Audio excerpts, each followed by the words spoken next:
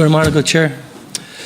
Chair, I'm going to thank you. I'll just make a brief opening statement and then ask a question. Thank you, Chair. Ask some opening questions and then we get the answers one after the other, if possible. Minister, there was much to admire in the Department's response to the COVID-19 crisis. I think it was swift. I can't imagine the extent and the amount of work that your officials and your staff all over the country have engaged in, and I really do owe them a debt of gratitude. Even actually yourself also. I mean, you're the only minister who's picked up the phone to me and let me know what was happening. Everyone else I had to chase, so certainly thank you for that.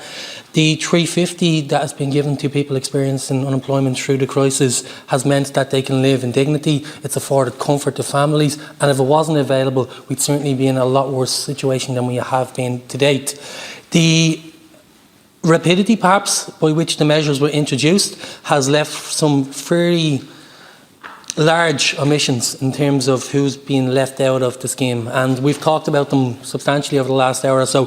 I'm going to raise some of them again, possibly ask for a little bit further information on some of the issues that have already been raised, and you might be able to give me further clarity on some of the questions that we were asking.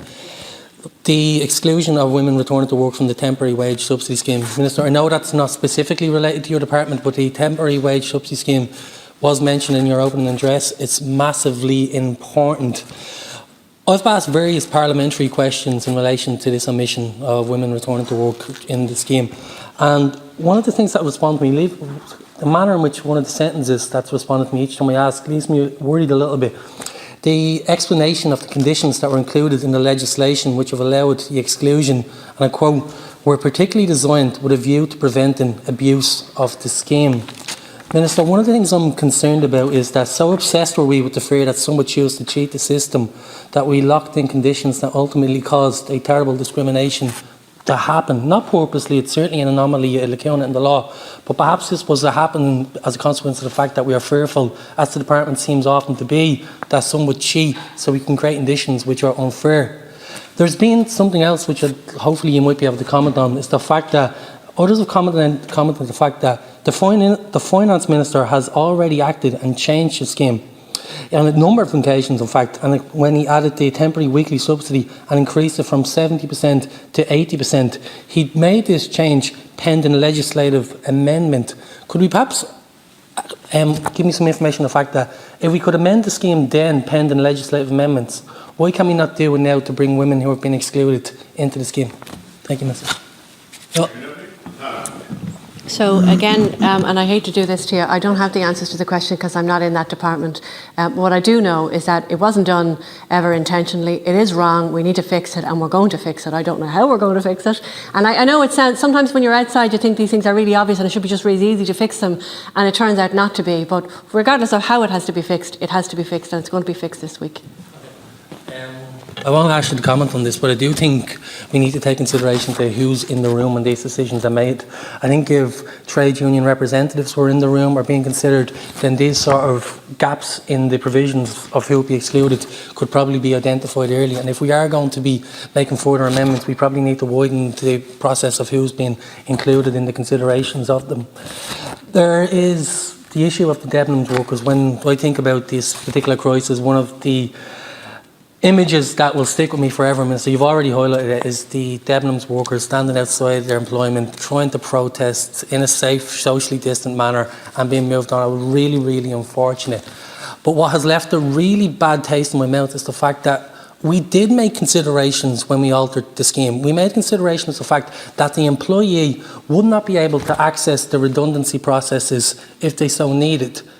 That was enacted in the scheme in early March, and I suppose I read that in the scheme. It grabbed my attention, but I didn't expect the fact that within a short couple of weeks, a major employer would enter liquidation process in 11 stores all over the country, where people who have worked in Debenhams for 40 years. In my own constituency on Henry Street, I know some of those workers worked there from when I was Rogers.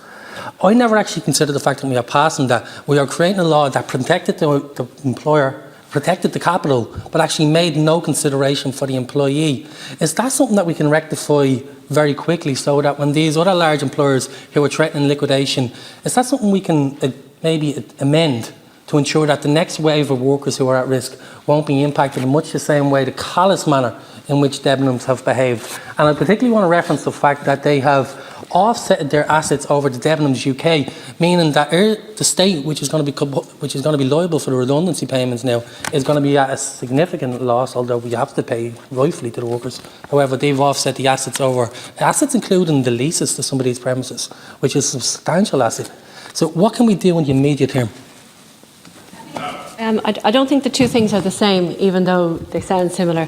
When we passed as this House the legislation that suspended the right of an employee to apply for redundancy once they'd been furloughed for longer than 4 weeks, we knew that it wasn't a real furlough. We knew everybody was going to be off work for longer than 4 weeks because we had closed down the country for the good of all of our public health. And so it wasn't that we were taking away the right, we were just suspending it.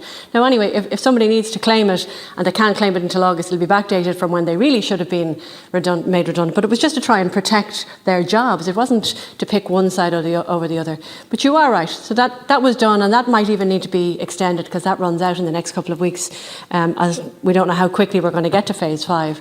We do need to start looking at making sure the state, as well as employees, are protected in any liquidation or insolvency. Yes. So I think maybe we will start looking now to see, and forewarned is forearmed based on what we've learned in the last couple of weeks. We can certainly make sure that that doesn't happen to the state or the employees again. But I'll say it again, and you've mentioned it there, and this isn't to be critical of anybody, but it really bothered me that men and women were standing outside their shops in Cork and in Galway and in Limerick and in Dublin, and they weren't allowed just to quietly protest their disgust at how they'd been treated after years and years of service, just to establish their right to be treated with respect and dignity.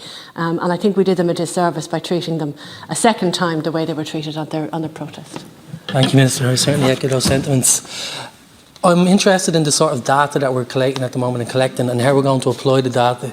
I've seen some statistics from the Office of National Statistics in the UK, and they're really grim. We're talking about the occupations with the highest death rate linked to COVID-19, and they are, as you'd imagine, they're lower income workers. It's low skilled elementary occupations, care and leisure and other services, process and plant machine operatives who are most impacted by the COVID crisis. When we're talking about extending the payments, or even when we're removing payments, do we have similar data of the type of employees who are being impacted by the COVID-19 epidemics? And can we use this to extend the fact, or even target particular employees who we can, once the COVID payment stops, maybe we can pick particular employers, groups or employees who we can extend the payment to? I'm thinking of retail workers. When we're opening up our retail sectors, for example, if we have clusters a couple of months from now and somebody loses their employments because they have to withdraw themselves, they shouldn't have to go back onto the €203, which we've already accepted is not enough to live on. So is there any way we can use, are we collating data, and can we better use it to target employees?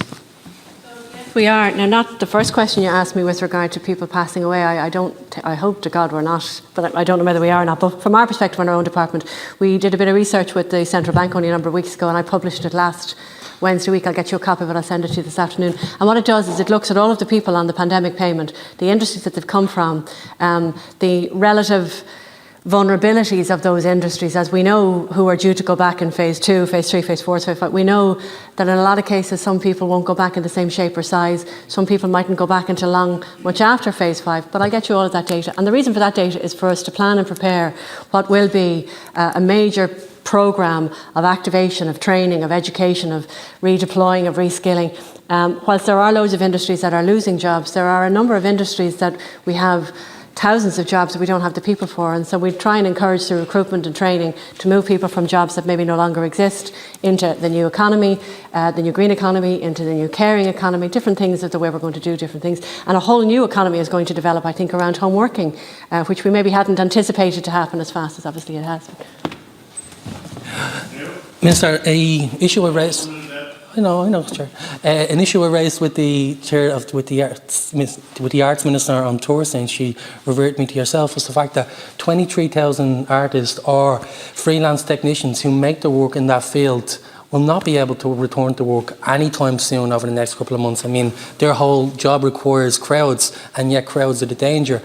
But they won't be unemployed. Is it possible that we can have a particular pandemic payment for our artists, or extend the pandemic payment to our artistic community, who we rely on so much, but who are going to be excluded and probably will be the last sector to return to work? Is that something you considered? Thank you.